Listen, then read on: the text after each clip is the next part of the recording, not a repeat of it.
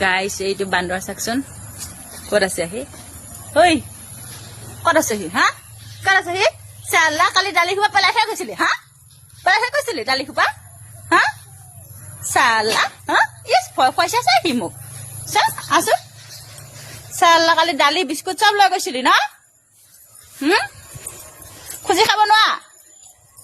চালা ভয় খুৱাইছে চা মোক এতিয়া সি গাইজ বান্দৰ মোকেহে ভয় খোৱা বান্দৰে